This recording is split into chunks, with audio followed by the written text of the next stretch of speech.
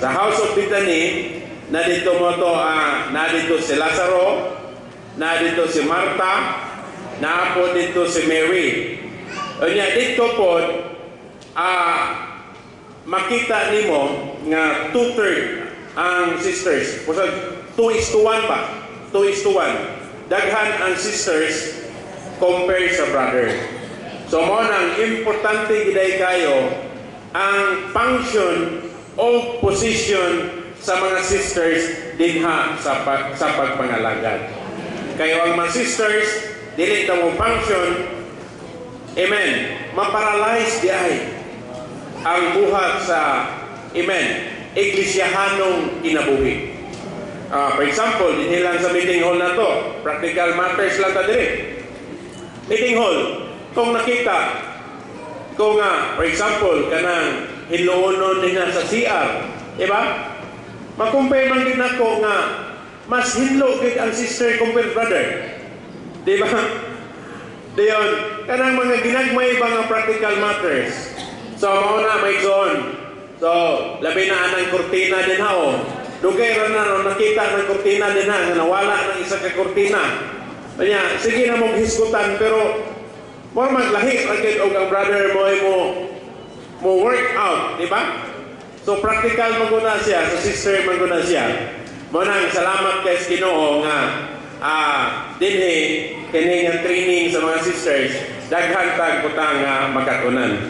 Amen. So ako lang basahon ang sa John 12:2-3 sa scripture reading. So namoy Bible, mo na siya ang miniature sa practical church life.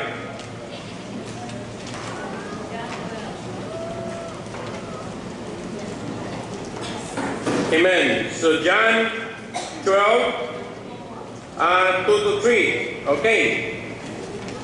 Amen. Okay, bataw na ito ang 1-3. Amen. Verse 1. Then Jesus, 6 days before the Passover, came to Bethany, where Lazarus was, whom Jesus had raised from the dead. Verse 2. Therefore they made him a supper there, and Martha served, but Lazarus was one of the ones reclining at table with him. Then verse 3. Then Mary took a pound of ointment of every valuable pure nard, and anointed the feet of Jesus, and wiped his feet with her hair. And the house was filled with the fragrance of the ointment. Amen. Akong basahon ning footnote may zone. Ingon dinhi, Bethany means house of affliction. At this point, the Lord was outside Judaism. Through his resurrection life, he had gained a house in Bethany where he could feast and have rest and satisfaction. This house of feasting was a miniature of the church life and depicted the situation of the church. Number 1, produced by the resurrection life, Mani si Lazaro, composed of cleaners, sinners, Mani Simon the leper.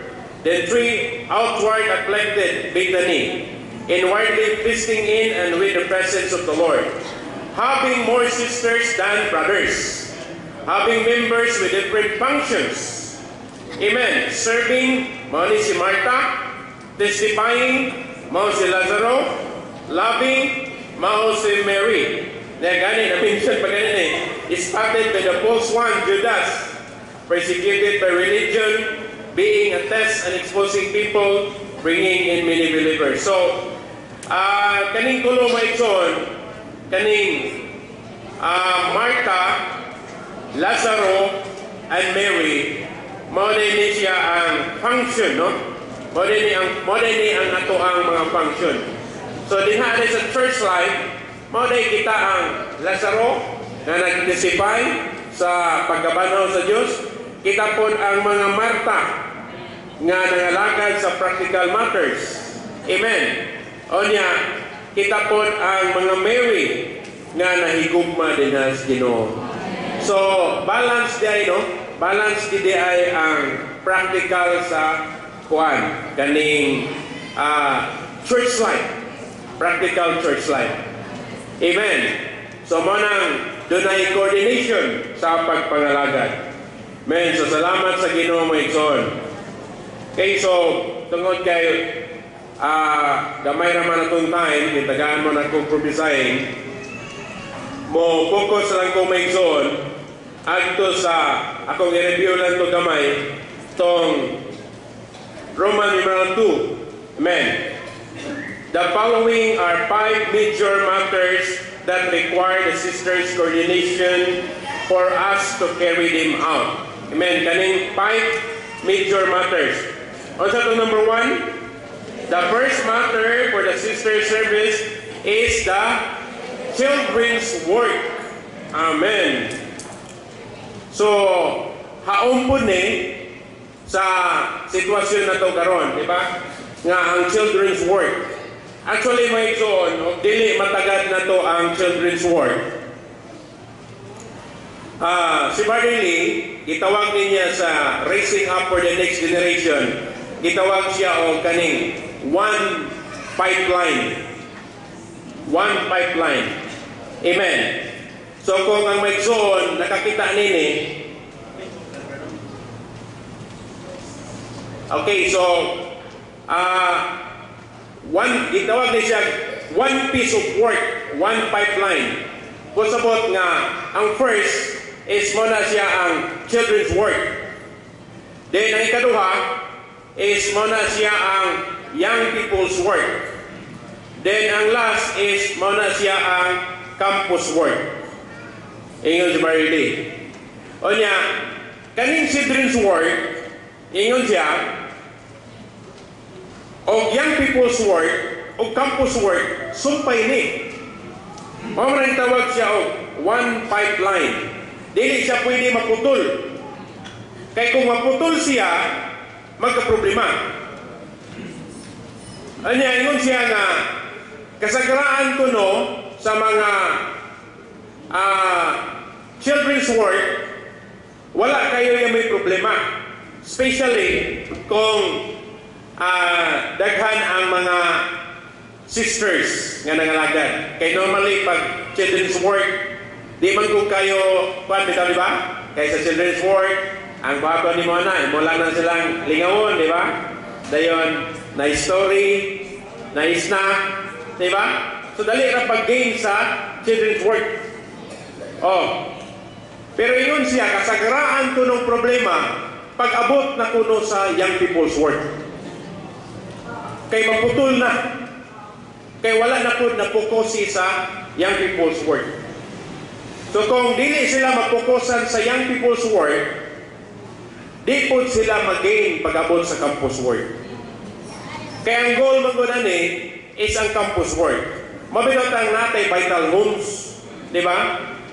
So kung natimanan sila sa young children's work, dayon young people's work, pag-abot sa campus work, mahimo silang, unsa man, mahimo silang asset.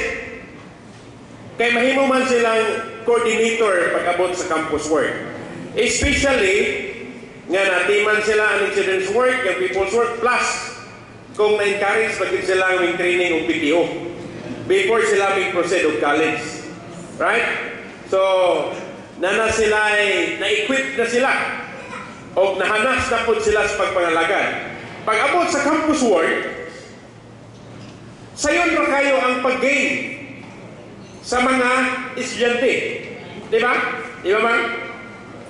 Kaya nga naman, ang mga full-timer, igo na lang inform sa mga coordinators nga nasunod ana nga campus work kay sila na maoy mamingwit dito. Sila na'y manguha o mga gospel contacts. So ang full-timers, igo na lang sila, mu-pick up nila, dayon ang balay sa igsoon na to nga mubukas alang sa mga gospel friends open, dali sila mag-gain. Nakuha ninyo may igsoon? Ang full-timers, igo na lang sila mo-coordinate, kay doon na sulod sa campus work nga estudyante nga mo'y nahimo silang coordinators. Amen. Di ba sa yun ra? Right? Then plus, ang panimalay sa itong igsuon kay nagluto o nagkinunuang manok. Ha? Bisayang manok. Pagdala ni mo si estudyante dito, iyon ang i-cherish ni mo. Wow! Nabusog ang tiyan. Makaingon din siya nga, unsa ni nga klase sa panimalay. Nga, kani siya, sulat pa lang sa campus work, natimanan na. Diba? Yan ang mga full-timers. Plus, with the hospitality of the full-timers. And with the smiling face sa mga mothers, no? Mga sisters kanas panimalay nga welcome sa mga student. Wow, makaingon yung estudyante, mapil at home din siya. Mao nang dali na kayo sila mag-gain. Right? During sa first year nila, padong sa fourth year, nag-gain sila sa campus work. Mao nang doon na sila yung willingness, asa man, magbabansay sa Malabon training. Amen. Si Brother Chris Hall, football player na siya sa Texas. Niya nag-gain siya sa University sa Texas, pinaagi sa campus work. Niya ako ang gisurvey ba, ang iyang ngalan, bakit sa nga Brother Chris Hall, ay sikat na siya nga football player. O niya, mupirma siya og contract lang, dako na kay siya income. Kay sikat man siya nga football player sa US. Pero ang iyang coach, iyang coach na tingala nga ngano man siya nga nausapan. Wala ning pirma sa contract, o niya iya ang totally good pang gibiyaan ang iyang career. O niya nagpa-training dito sa Malabon ay sa Anaheim. Then para niya nga para sa kalibutan ba what a waste, di ba? Mismo ang iyang relative na unsa na crazy naman ni. Ganang iyang coach sa kaingon nga ang uban ani daghang nag-apas ani nagbukod ani o niya okay ang imong career then totally nalipog kuno sila. Pero intensify man din siya nga when I received Jesus, He changed my life. Ano siya? Dayon, nakaagto man kong ITero sa Malaysia. Then timing kayo sa grupo na mo, sa training na mo. Actually, ang sa grupo na mo is puro kauban ako, taga-US. Taga-US, kauban ako. Then halos kit sila nga naagyos literature ba sa LSM. Nga kana yung maminaw bisahe nga mag-laptop bitaw. Anak di ba? Kanya nasupplyan ko sa amo ang team kay puro gikan sa US. O niya, naay usa dito nga brother nga iyang ngalan si Travis Tatum nga nahulog po siya right hand ni Minoru Chen na nakita ni Mosquitero itong Amerikano. Kauban na ng team, niya gipangutanan ako no, kumusta man ang sa training sa Anaheim. Dayon kailangan ni Brother Chris Hall siya nga, kailan ko ana. Ako anang ka team, kauban daw niya sa training. Diyan, anak ko ba grabe giday kayo no, kay ko nga grabe giday kayo ba ning ang paggamit sa Ginoo ba? Nga bisan di ay unsa ang imong sitwasyon, kahimtang imong career, kung mag-gain imo ang Ginoo, totally mahigugma gid ka sa Ginoo. Mo nang dili dai ka ipakamaliit na to nga mga lagad ka sa Ginoo. Kay serving the Lord is the greatest profession on earth.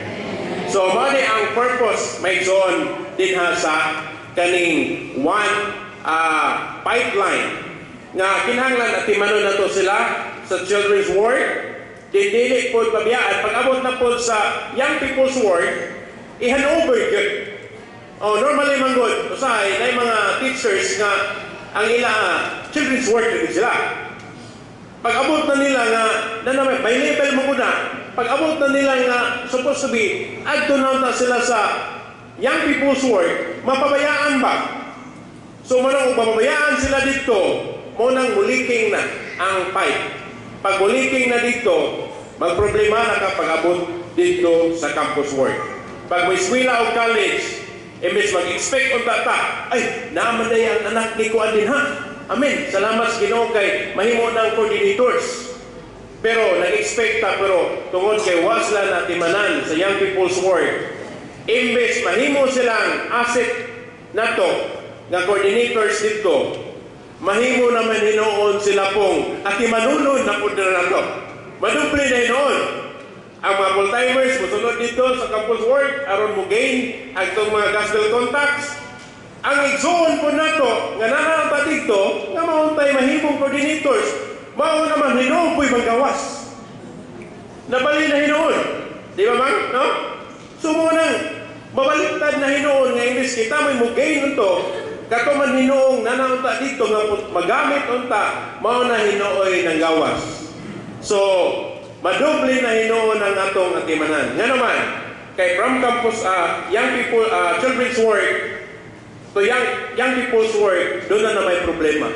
So, money, actually may zone, dako kayo responsibility ang children's work. Ang children's work. Mao nang mudool kita sa Ginoo, grasyahan kita kaluyan sa Ginoo. O niya, 90% nga responsibility na agyod sa mga sisters. So, mao nang mo proceed ta mga igsoon. Okay, so diri ingon dinhi atong i-review gamay. The first matter for the sister service in the children's work, amen. All the churches must have children's work, and carrying out this work, we need to pay attention to a few principles, right? One, okay, basahan tayo. Appoint a few serving sisters to take the lead. First, a number of sisters should rise up to lead the children's work. A number of older sisters must receive this burden. Then two,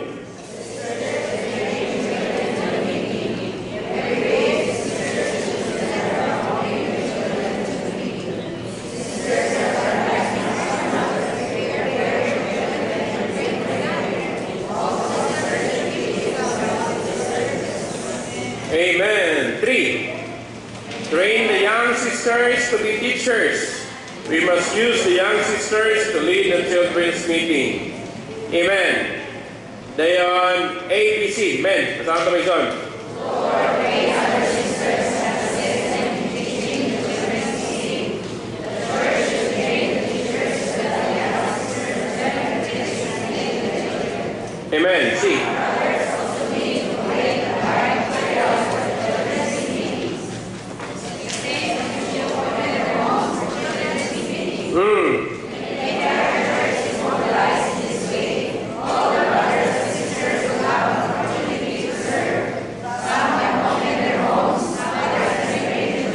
The same should open their homes for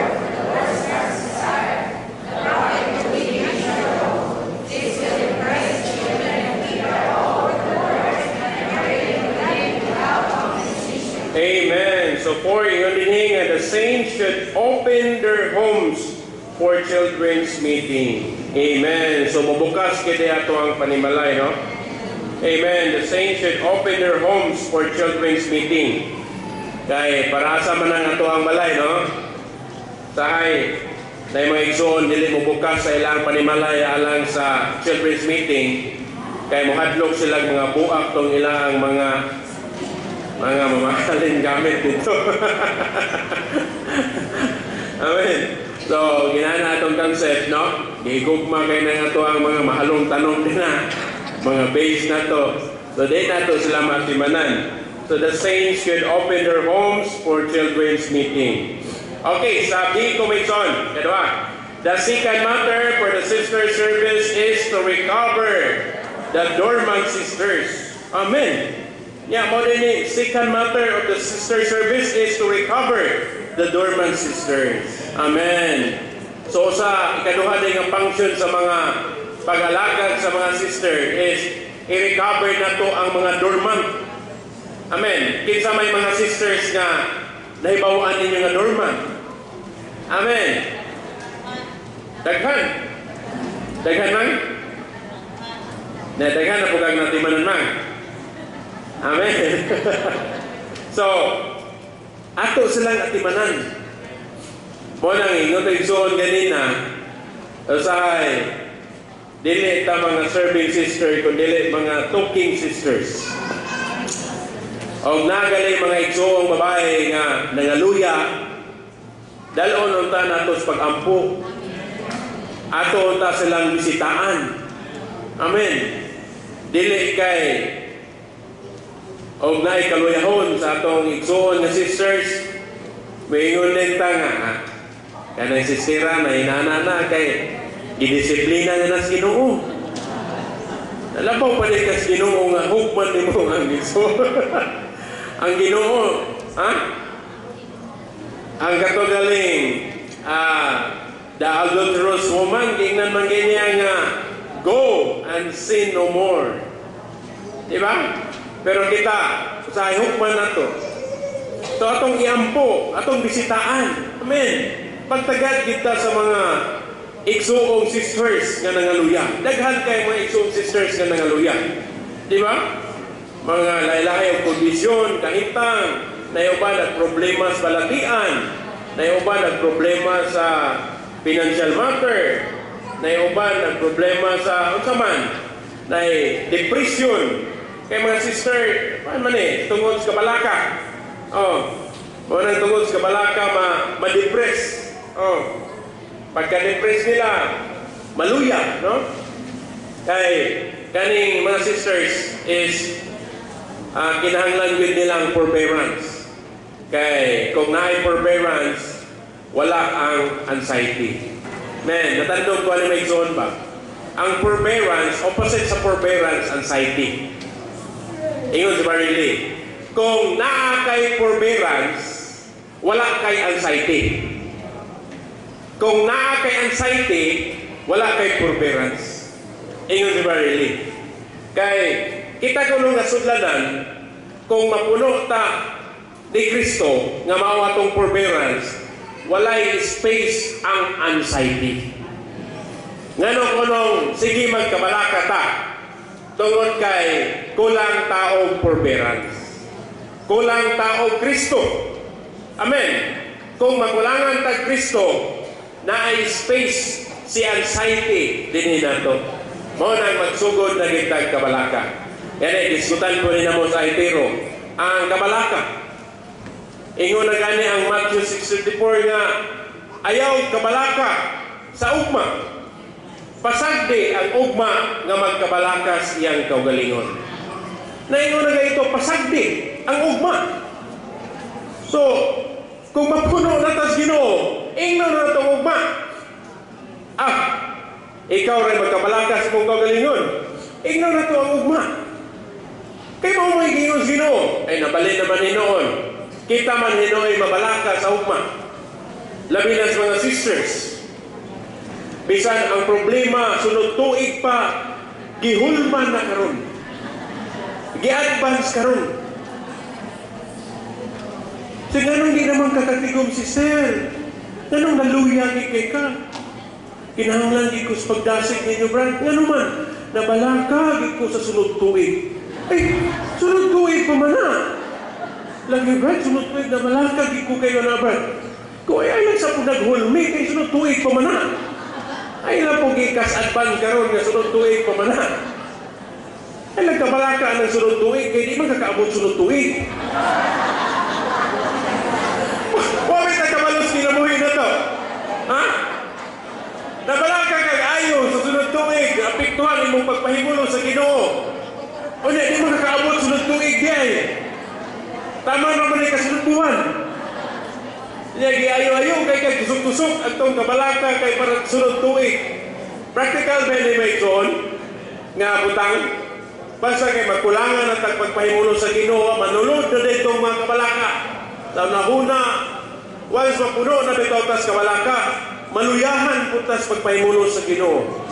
Maluyahan putas pagpanalagan. Na maluyahan putas pag-atiman, no?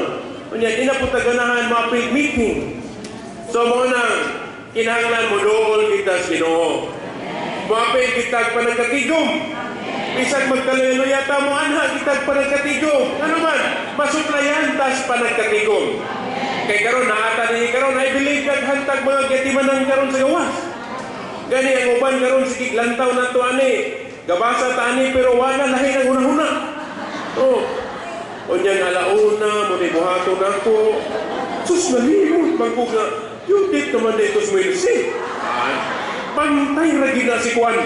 Ang wana, di ba? Daghang kayong magwan. Daghang kayong makadistract nato sa ato ang pagpahimulo sa Ginoo.